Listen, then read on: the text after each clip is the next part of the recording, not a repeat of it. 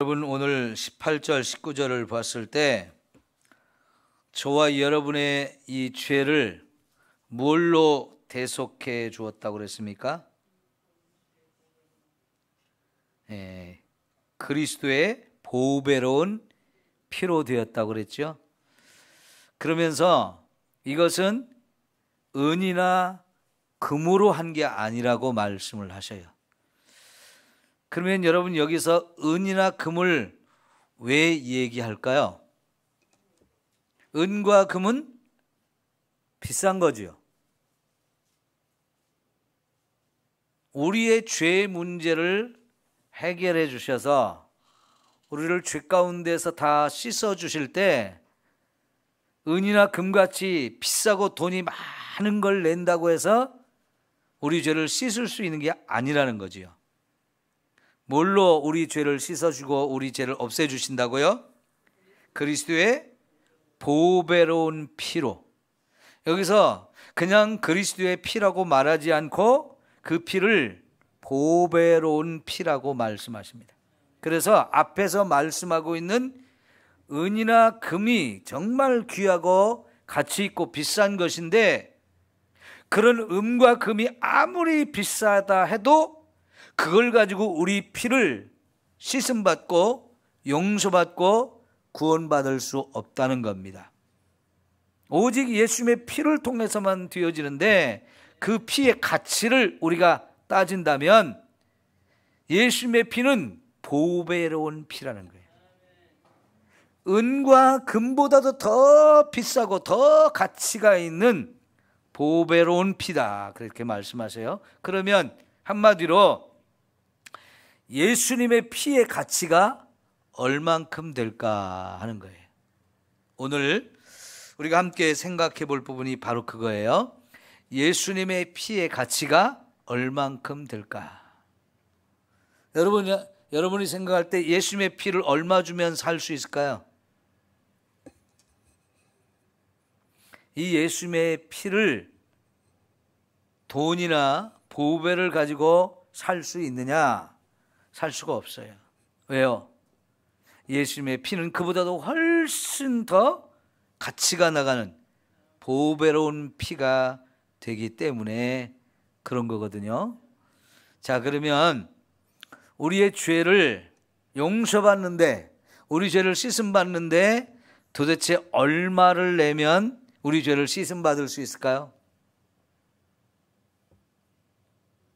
자, 그거를 좀 우리가 알아보기 위해서 시편 49편을 한번 보겠습니다. 시편 49편이에요.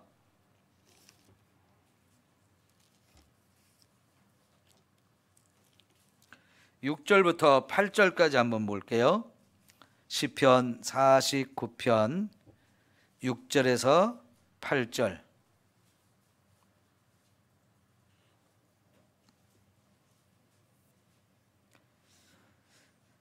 자기의 재물을 의지하고 부유함을 자랑하는 자는 아무도 자기의 형제를 구원하지 못하며 그를 위한 속전을 하나님께 바치지도 못할 것은 그들의 생명을 속량하는 값이 너무나 어때서요? 엄청나서 영원히 마련하지 못할 것임이라 그랬어요. 여러분, 세상에 돈이 많다고 자랑하고 이게 돈이면 뭐든지 할 수 있다고 이렇게 말하는 사람이 있다 할지라도요, 그 돈으로 못할 것이 없을 것 같은데 못할 게 있다는 거예요. 그게 뭐냐면 형제를 그 돈으로 구원하지 못한다는 겁니다. 다시 말하면 그 형제가 지금 죄 때문에 감옥에 갔어요. 그 감옥에 있는 사람 돈을 주고 그 죄값을 치르고 대신해서 그 형제를 구원하려고 돈을 낸다고 할 때 불가능하다는 얘기입니다. 더더구나 그 죄가 죽어야 되는 죄라고 하면, 그래서 남을 죽이거나 이렇게 너무나 큰 죄를 져서 그 죄값으로 죽어야 될 사람이 있는데 그 사람을 돈을 주고 풀려날 수 있도록 하려면 돈을 얼마나 내야 되느냐 할 때 아무리 부자라도 그 값을 치를 수가 없다는 겁니다. 왜? 생명을 속량하는 값이 너무나 엄청나서 영원히 마련하지 못한다 그랬어요. 부자는 돈을 더 쉽게 벌고 더 많이 벌 수 있죠. 가난한 사람이 돈 버는 것보다 부자가 돈 버는 게 훨씬 쉽습니다. 그 돈 많은 부자가 아무리 더 많이 돈을 번다 할지라도요, 한 사람의 생명값으로 자기가 가진 돈을 다 내도 지불할 수 없대요. 그러니까 우리가 말하잖아요. 사람의 생명은 천하보다도 귀하다고. 천하를 주어도 바꿀 수 없는 게 우리 생명이라고 하는데, 내 생명이 죽어가야 되는데 이 죽어가는 사람 대신해서 내가 돈을 내겠습니다, 살려주시오 할 때 돈을 얼마를 내면 되겠느냐? 돈 갖고는 안 된다는 거예요. 아무리 많은 돈을 가져와도 죽을 사람을 못 살리고 생명의 값을 지불할 수가 없다는 거예요. 그런데 여러분, 아까 우리가 베드로전서 1장에서 저와 여러분의 죄의 문제를 해결해 줄 때 하나님은 뭘로 해결했다고요? 그리스도의 보배로운 피로 우리의 죄 문제를 해결해 주셨다는 거예요. 죄 문제를 해결했다는 얘기는 우리의 생명값을 지불했다는 거예요. 그러면 도대체 예수님의 그 피라고 하는 것이, 그 보배롭다고 하는 피의 가치가 얼만큼 비싸길래 그 예수님의 피를 값으로 주고 저와 여러분을 사서 자유케 하고 죄 문제를 해결해 줄 수 있겠느냐 하는 거예요. 자, 고린도전서 6장을 한번 찾아봅시다. 신약 성경 고린도전서 6장 20절.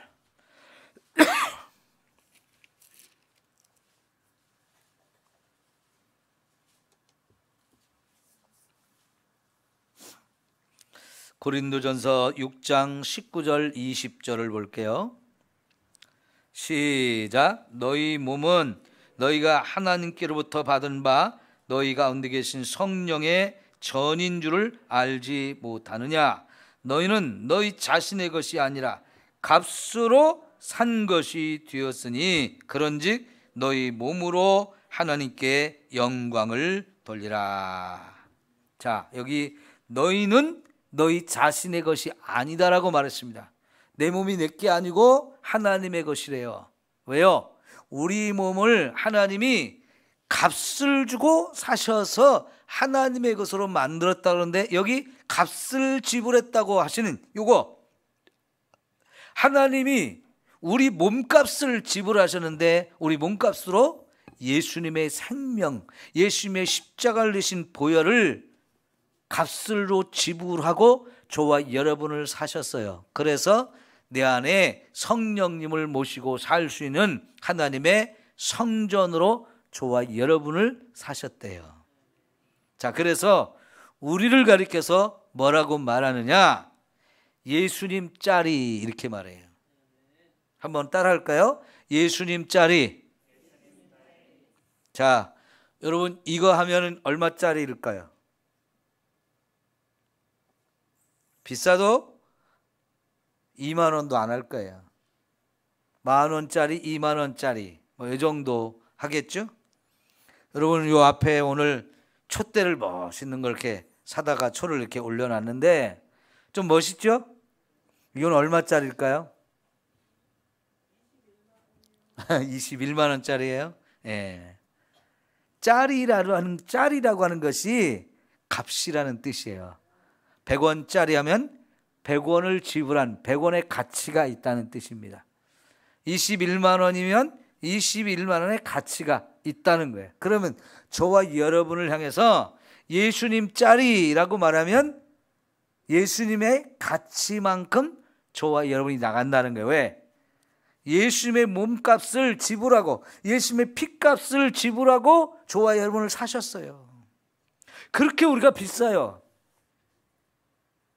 근데 우리의 이런 죄를 이렇게 해결해 주려고 예수님이 자기의 피를 다 흘려주셔서 그 피로 저와 여러분을 사셨어요.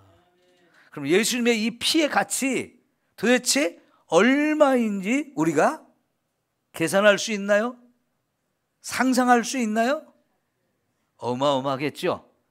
그래도 여러분이 감이 안 잡힐 것 같아서 제가 그 예수님의 피의 가치를 조금 생각해 볼 수 있는 이야기들을 좀 몇 가지 해 드리려고 하는데요. 자, 여러분, 결국 아까부터 계속해서 왜 예수님이 우리를 위해서 피를 흘려주셨느냐? 우리 죄 문제 해결하려고 그런다고 그랬죠. 죄 문제 해결하고 죽을 자를, 지옥에 갈 자를 살려서 저 천국으로 보내서 영원히 살게 하려고 예수님의 피를 값으로 지불했다고 그러는데, 구약 시대에는 우리 죄 문제를 뭘로 해결했어요? 양이나 소를 잡아서 그 피를 하나님께 드리고 우리 죄 문제를 해결받았죠. 그게 맨 처음 나온 것이 출애굽기 12장 13장에 나오는 유월절에 어린 양을, 장자를 대신해서 죽이는 거였어요. 그죠? 그래서 이 집에는 장자를 대신해서 어린 양을 죽였습니다 하는 표시를 뭘로 냈죠? 양의 피를 받아가지고 그 집의 문설주와 인방에 다 이렇게 발랐단 말이죠. 그 피를 보면 이 집은 죽어야 할 장자를 대신해서 어린 양이 죽었다 그랬어요. 그러면요, 당시에 양을 이제 잡는데 보통 한 마리를 잡을 때 15명 내지 20명이 있을 때 한 마리를 잡는다고 그랬어요. 근데 한 가족이 지금 15명이 안 된다, 두 집이 합해 15명 된다 그러면 두 집에 합해서 한 마리 잡을 정도 이렇게 잡으라고 그랬어요. 그러면 그 첫 번째 유월절을 지낼 때 이제 집집마다 양을 다 잡았을 거 아니에요? 근데 보통 우리가 첫 번째 유월절 지킬 때 애굽에서 출애굽한 이스라엘 백성들의 숫자가 몇만 명 정도 된다고 그래요? 한 200만 명 정도 된다고 다들 여러분 들었죠? 그럼 200만 명을 위해서 그날 밤에 양을 몇 마리 정도 잡아야 됐을까요? 양을 몇 마리 정도 잡아야 됐을까요? 200마리면 나누기 15 계산해도 최소한 16만 마리 양을 잡았어야 돼요. 그래야 이스라엘 백성들 전체의 죄를 용서받을 수 있어요. 그래서 장자를 대신해서 그 가족들이 다 구원을 받을 수 있어요. 그런데 여러분, 예수님께서는 한 분이 십자가에 돌아가셨는데 이 세상 모든 사람들의 죄를 다 용서하실 수 있죠. 그죠? 그러면 여러분, 예수님의 피의 값을 우리가 계산한다고 했을 때 유대인들이 6월절에 참 6월절을 지킬 때 200만 명이라고 계산해서 그 많은 사람들이 죄를 용서받고 장자들이 죽어야 할 자를 살리기 위해서 16만 마리가 죽어야 된다고 했을 때 200만 명을 위해서 16만 마리 양이 죽어야 된다고 하면 그것도 어마어마한 돈으로 계산할 수 있거든요. 근데 예수님이 혼자 죽어가지고 이 세상에 지금 인구가 80억이 된다고 그러는데, 현재 인구가 80억이 된다고 그러는데요, 현재 인구를 다 살리기 위해서도 예수님이 한 분만 죽으면 돼요. 그러죠? 근데 너무 인구가 많으니까 예수님 혼자 죽었거나 안 되니까 예수님이 한 100번 죽었다 다시 살아나고 또 죽고 이러면 될까요? 그럴 필요 없어요. 오직 예수님이 한 번만 죽으셔도 지구상에 현재 80억이 살고 있는 이 인구 다 그 죄를 용서하고 다 구원할 수 있어요. 그러면 도대체 예수님의 피의 값이 얼마나 가치가 나간다는 건지. 여러분, 솔로몬이 성전을 건축했어요. 그 성전을 건축하고 봉헌식을 했습니다. 그때 이스라엘 백성들이 가장 많은 제물을 하나님께 드렸는데요, 솔로몬이 너무 좋아가지고 오늘 이 성전을 봉헌식하면서 우리가 화목 제물을 드려야 되는데 오늘 양을 몇 마리 잡고 소를 몇 마리 잡냐 했을 때요, 양은 12만 마리를 잡고 소는 2만 2천 마리를 잡았대요. 이거 역대 열왕기 상하고 역대 상에 보면 이 이야기가 나와요. 너무너무 성전을 건축한 게 좋아가지고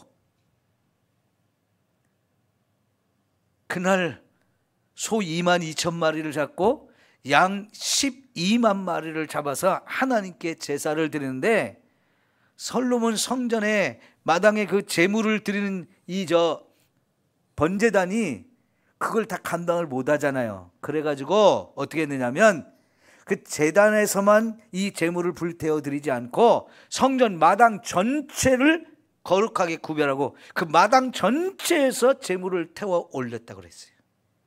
어마어마했겠죠.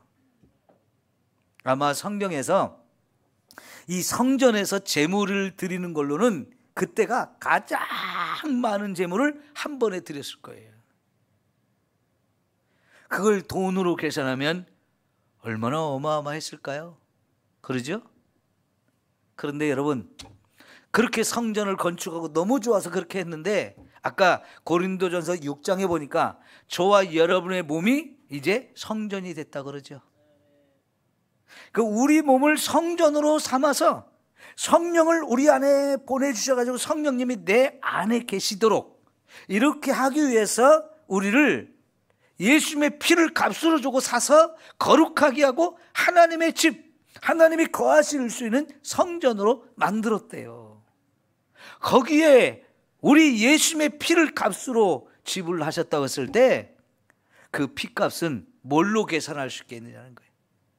얼마나 가치 있고 얼마나 어마어마한 보배로운 피인지 우리가 생각을 해보자 하는 거예요. 좀 이해가 되십니까? 그러면 아까 유대인들이 애굽을 떠날 때 200만 명이 유월절을 지키려면 16만 마리 양을 잡아야 된다고 했는데, 솔로몬 시대에는 애굽에 떠날 때보다 인구가 한 3배 정도 더 늘었다고 그래요. 그래서 많으면 한 600만 명 정도? 600만 명 정도가 솔로몬 시대 유대 땅에 인구가 살았는데, 그럼 그 600만 명이 한꺼번에 유월절 절기를 지킨다. 그러면 여러분, 아까 16만 마리에 곱하기 3 하면 한 40만 마리 양을 잡아야 돼요. 유월절 한 번 지킬 때, 유대 민족 전체가 유월절 한 번 그 절기를 지킬 때 40만 마리의 양을 잡아야 된다는 얘기예요. 이야, 그러면 어마어마하겠죠. 왜 이런 짓을 해야 돼요? 그 어마어마한 걸 왜 잡아야 되는 거예요? 우리 죄를 용서받기 위해서. 근데 그렇게 했다고 해서 유대인들의 평생의 죄를 다 용서받을 수 있느냐? 아니에요. 그날 딱 한 번 용서받는 거예요. 다음에 6월절 되면 또 잡아야죠. 또 잡아야죠. 그러면 여러분, 한 해에 40만 마리의 양을 잡아가지고 6월절을 지키는데, 그 6월절을 예수님이 오실 때까지 1500년 걸렸어요. 1500년.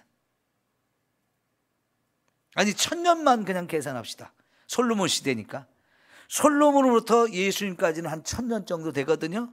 그럼 1000년 동안 이렇게 해마다 40만 마리의 양을 잡아서 유월절을 지킨다. 아니 그거 그만두고요, 이스라엘 백성들이 각자가 죄를 질 때마다 하나님의 성전에 양을 가지고 가고 소를 가지고 가서 이렇게 번제와 소제 이런 걸 드려가지고 화목제, 속죄제 이런 걸 드려서 죄 사함을 받아야 되는데, 그렇다고 하면 이 1000년 동안에 유대인들이 자기들의 죄를 용서받기 위해서 하나님 앞에 소나 양을 제물로 드리는 걸 다 모으고 계산하면 이게 얼마나 가치가 있을까요? 그건 계산이 안 돼요. 사람들이 말할 때 그거는 천문학적인 숫자다 그렇게 말합니다. 컴퓨터를 가지고 계산하면 이게 계산이 될까? 우리들의 머리로는 계산이 안 돼요. 그러죠? 그런데 예수님의 피는 단 한 번 십자가에 죽으시면서 흘린 피가 저의 평생의 모든 죄를 다 씻음 받게 하셔요. 아니, 이 자리에 있는 모든 사람의 피를 씻기 위해서도 예수님은 한 번 죽은 걸로 딱 끝났어요. 아니, 이 자리만이 아니라고 이 땅에 있는 모든 사람들을, 평생에 지은 모든 죄를 다 용서할 때도 예수님이 십자가에 딱 한 번 죽었고 그때 흘리신 피로 얼마든지 모든 죄를 다 씻고도 남아요. 그러면 예수님의 피의 값을 우리는 계산할 수가 없는 거지요. 그런데 그 피를 저와 여러분을 위해서 아낌없이 흘려주셨대요. 아낌없이. 여러분, 우리가 예수님이 십자가에 죽기 전에 옥합을 깨트린 그 여인 이야기가 나오지요. 근데 그 여인이 깨트린 옥합, 향유를 담은 옥합이 가치가 얼마짜리였다고 그랬어요? 300데나리온짜리였어요. 300데나리온. 노동자 한 사람의 1년 품값을 다 모아서 만든 돈. 우리 양덕순 권사님 1년 동안 월급 받은 거 계산하면 한 2천만 원 되나요? 다 모으면, 안 쓰고 모으면.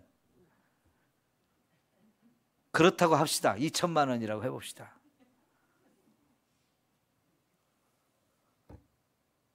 그런데도 그거 아깝다고 가르느다가 막 뭐라 그랬어요.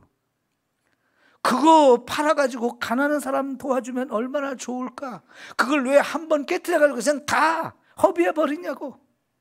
그러죠? 여러분, 그래도 예수님은 그게 너무너무 귀한 일이라고 하셨어요. 왜냐하면 그가 한 일은 예수님을 장례를 준비한 것이다 그랬어요. 아마 그 여인이 그걸 알고 하지는 않았을 거예요. 그런데 예수님은 자기의 죽음이 이제 바로 얼마 안 남았기 때문에 이것이 결국 예수님의 장례를 준비하는, 왜냐하면 그 당시 유대인들의 장례를 치를 때 시신을 이런 비싼 향유를 가지고 온몸을 다 이렇게 덮어야 됐어요. 거기 꼭 필요한 거였단 말이죠. 이 일은 예수님을 위해서, 예수님의 장례를 위해서 한 번에 다 쏟아부은 것이지만 그거 아깝지 않은 거라는 거죠. 너무너무 귀한 일이라는 거죠.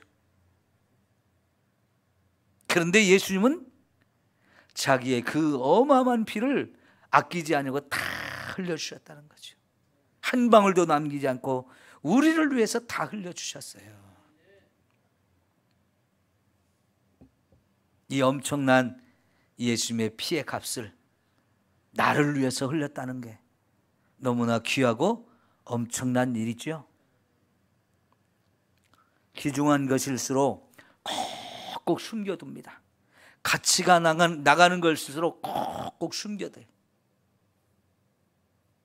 아마 여러분 결혼식 할 때 받은 폐물, 그거 지금까지 가지고 계신 분이 있다면 아마 집에 깊은 곳에 꼭 숨겨뒀을 거예요. 근데 참 미련하지요? 그 귀한 거 결혼식 할 때 받은 거니까 매일 보면서 막 기뻐하고 즐거우면 좋을 텐데 그거에 그냥 꼭꼭 숨겨두고 몇 번 볼까요? 평생 몇 번 볼까요? 그 귀한 거를. 우리 그게 귀하니까요 그냥 꼭꼭 숨겨둬요. 도둑 맞을까 봐, 잃어버릴까 봐. 그런데요, 예수님은 그 어마어마한 피를, 보배로운 피를 그냥 아낌없이 다 쏟아주셨어요. 누구를 위해서요? 나를 위해서. 내 모든 죄를 씻어서 저와 여러분 지옥 갈 사람을 천국으로 보내기 위해서 그 피를 아낌없이 한 방울도 남김없이 다 흘려주셨어요. 여러분, 우리 찬송가 258장 이따 부를 건데요, 그 가사가 어떻게 되느냐면 샘물과 같은 보혈은 임마 주님의 피로다 그랬어요. 자, 예수님의 피가 뭐와 같다고요? 샘물과 같다 그랬어요. 샘물과 같다 그랬는데 사실은 이게 구약 성경에 나오는 한 구절을 가지고 이 찬송가 가사를 만들었거든요. 그걸 한번 찾아봅시다. 스가랴 13장 1절이에요. 스가랴 13장 1절. 말라기 바로 앞에 있는 성경이 스가랴서입니다. 구약 성경 제일 마지막 말라기 바로 앞에 스가랴서 있어요. 13장 1절 말씀.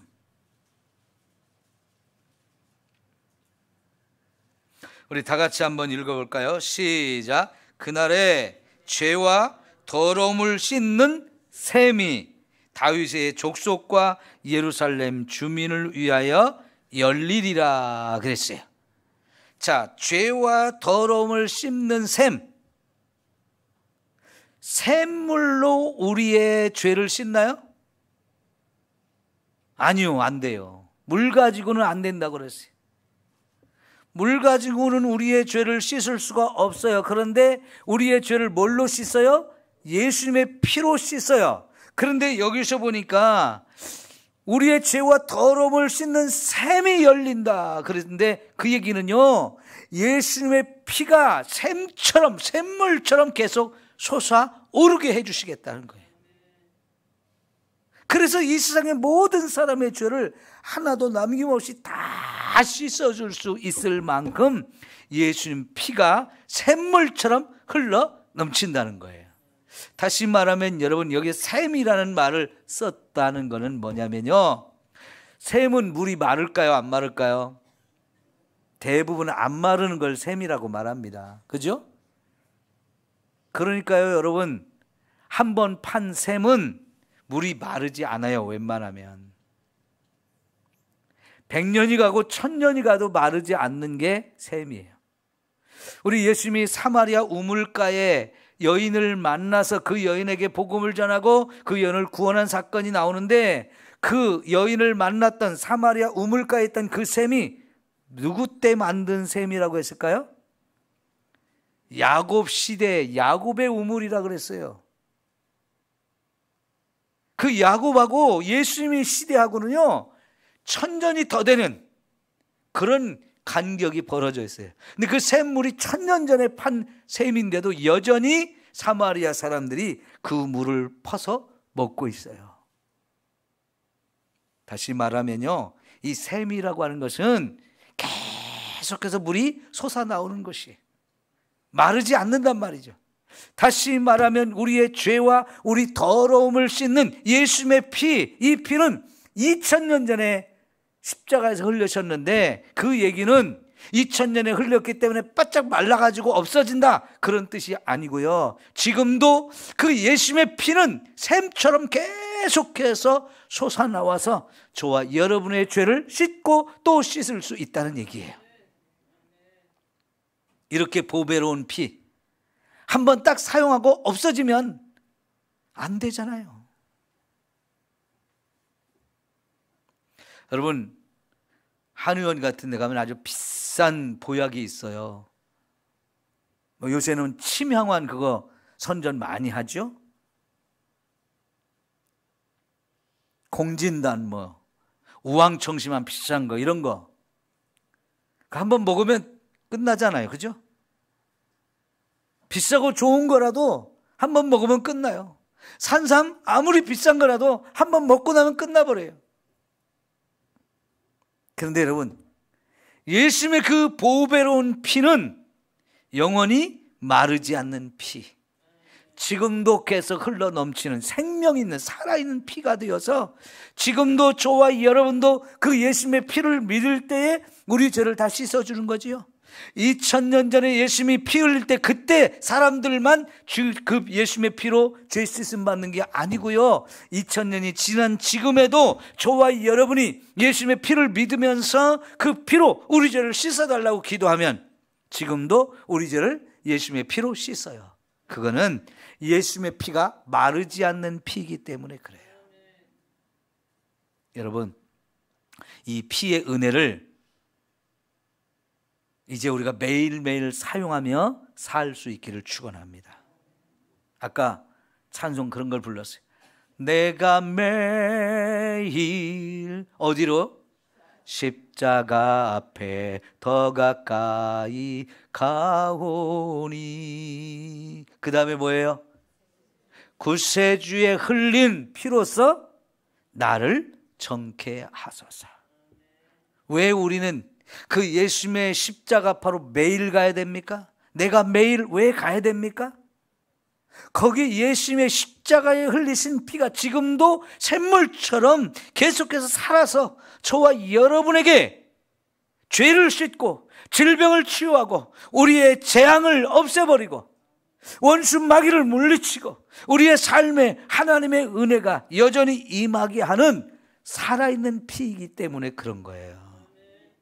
찬송가 그냥 부르지 마세요.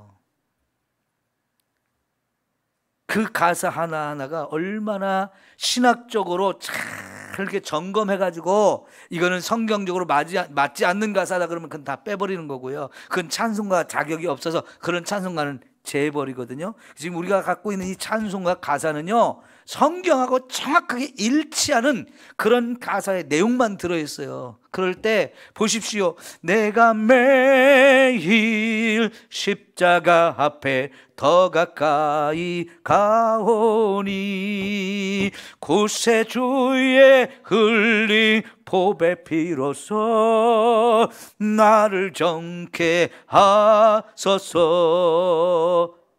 여러분, 그 예수님의 피가 마르지 않는 피예요. 우리의 피는 금방 마르는 피가 되지만 예수님의 피는 영원히 살아있는 피. 그래서 영원히 우리가 매일매일 그 피의 은혜라 그 피의 능력을 힘입어서 살아야 된다는 거예요.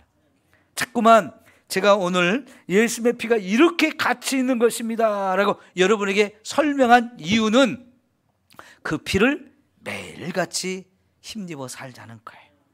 그 살아있는 피를 내가 매일매일 힘입어서 그 피로 말미암아서 죄도 씻음받고 그 피로 말미암아서 우리 질병을 다 치유받고 그 피로 말미암아서 저주와 재앙 이것도 다 깨트리고 그 피로 말미암아서 사탄이 저와 여러분을 괴롭히고 우리를 억누르고 있고 우리를 다 사로잡고 있는 이 사슬들 이런 것들을 다 끊어버리고 오직 하나님의 은혜만 누리고 살자 하는 거예요. 자, 여러분, 하나님께서 이스라엘 백성들에게 만나를 며칠 만에 한 번씩 줬어요? 날마다 주시죠?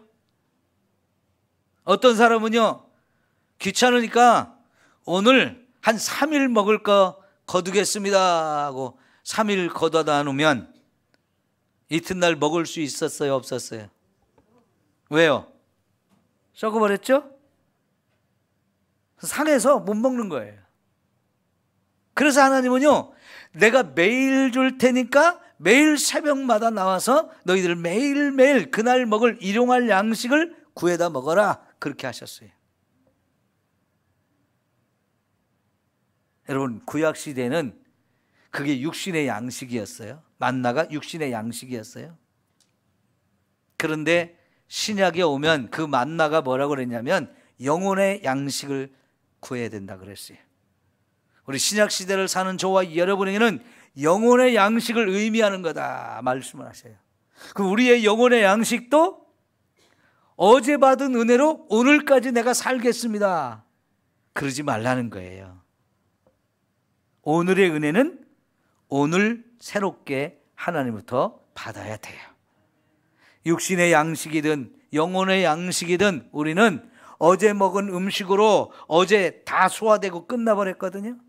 오늘 또 새로운 양식을 하루 세 끼 먹듯이 우리 영혼의 양식도 오늘 새롭게 우리가 먹어야 돼요. 그러면 여러분, 구약시대에는 이렇게 제사를 지낼 때 매일매일 번제를 드리는데 아침에도 번제를 드리고 저녁에도 번제를 드리고 그렇게 하라고 그랬어요. 왜 매일매일 이렇게 번제를 드려야 될까요? 어제도 죄를 지었고 오늘 또 죄를 짓는 거예요. 그게 우리예요. 어제 지은 죄, 오늘 새벽에 일어나서 아침에 제사를 드리면서 그 죄를 용서받고요. 오늘 살면서 하루 종일 지은 죄, 또 저녁에 또 하나님께 번제를 드리면서 또 우리 죄를 용서받아요. 그리고 잠을 자는데 잠자는 중에도 또 우리는 죄를 짓기 때문에 아침에 일어나서 또 죄를 용서받아요. 매일매일 예수님의 피를 받아서 믿음으로 그 피를 취해서 매일매일 매 순간순간 우리 죄를 씻고 그 피의 은혜와 능력을 힘입어서 살아야 된다는 이야기예요. 만나를 주실 때도 매일매일 새롭게 해주시고 번제를 드릴 때도 매일매일 아침 저녁으로 양 한 마리씩을 잡아서 그렇게 드려야 했어요. 이 모든 것이 다 뭐냐? 말씀이 영의 양식, 육의 양식 다 필요하듯이 말씀이 필요해서 매일매일 양식을, 일용할 양식을 먹으라고 하고, 우리의 죄도 씻음 받기 위해서 어린 양을 하나님 앞에 제물로 드리면서 아침 저녁으로 그 죄를 씻음 받고 아침 저녁으로 그 피의 은혜와 능력을 힘입어서 우리가 그 피의 은혜를 힘입어 살아야 된다라고 말씀을 하셔요. 여러분, 요한계시록 12장 11절에 보면 아주 귀한 말씀이 나오는데요, 우리가 마귀를 이길 수 있는 무기를 거기에 해서 가르쳐줘요. 두 가지를 가르쳐줘요. 하나는 피라고 말씀하고, 어린 양의 피라고 말씀하고, 하나는 저희가 스스로 증거하는 말씀, 전하는 말씀, 그 말씀이 우리의 무기가 된다고 그래요. 그러니까 예수님의 피와 하나님의 말씀을 가지고 원수 마귀와 매일 싸워 이길 수 있는 최고의 무기, 이게 예수님의 피이고 하나님의 말씀이라는 거예요. 그러니까 여러분, 마귀가 매일 끊임없이 저와 여러분을 공격하고 괴롭히고 하나님의 것을 빼앗아가고 막 그러는데, 이런 마귀와 우리가 싸우기 위해서 예수님의 피를 사용하면 된다는 거죠. 마귀는 그 예수님의 피를 제일 무서워하니까요. 귀신을 쫓아낼 때 제일 좋은 방법이 예수님의 피를 자꾸 선포하는 거예요. 내가 이 시간 예수님의 피를 뿌린다. 내가 지금 이 사랑하는 사람에게, 이 사람에게 예수님의 보혈로 그 머리에서 발끝까지 뿌리고 덮습니다. 이걸 선포하면 마귀가 제일 무서워하고 두려워서 꼼짝을 못하고, 이제 그러면서 예수의 이름으로 명하노니 떠나가라 그러면요, 마귀는 떠나갈 수밖에 없어요. 저는 그런 일을 굉장히 많이 경험을 해봤거든요. 귀신에 들려서 고통받고 있는 사람들, 그렇게 해서 마귀를 쫓아내서 이제 평안하게 행복한 삶을 살 수 있도록 해주는 일을 너무나 많이 경험했어요. 질병으로 고통받는 사람에게도 마찬가지예요. 질병으로 고통받는 사람에도 그 머리에서 발끝까지 예수님의 보혈을 뿌리고 덮고 기도할 때 그 질병의 치유의 역사가 강력하게 나타나는 것을 볼 수 있어요. 이 얘기는요, 저와 여러분이 그 보배로운 예수님의 피를 받았으니까 자꾸 사용하면서 살라는 거예요. 그럴 때 피로 말미암아서 놀라운 은혜를 우리가 경험할 수 있다는 얘기죠. 자, 오늘 말씀을 정리했습니다. 자, 예수님의 피가 얼마나 귀하다고요? 보배롭다 그랬어요. 너무너무 귀하기 때문에 보배로운 피라고 그랬어요. 그 피를 예수님이 나를 위해서 다 흘려주셨단 말이에요. 얼마든지 이 피를 무기로 사용해서 마음껏 사용해서 죄도 용서받고 질병도 치유받고 원수 마귀와 싸워서 물리치고 이기고, 저와 여러분을 힘들게 하는 여러 가지 질병이나 저항이나 재앙이나 저주 이런 거 다 깨트리고 하나님의 은혜와 축복을 풍성하게 누리며 살라고 하셨어요. 요한복음 10장 10절에 보면 예수님이 오신 목적을 가르쳐주죠. 도둑이 오는 것은 도둑질하고 죽이고 멸망시키려고 오지만은 내가 온 것은 양으로 생명을 얻게 하고 풍성하게 살려고 하는 것이다. 예수님을 통해서 저와 여러분이 이런 풍성한 삶을 누려야 합니다. 그러기 위해서 예수님의 피의 은혜가 필요해요.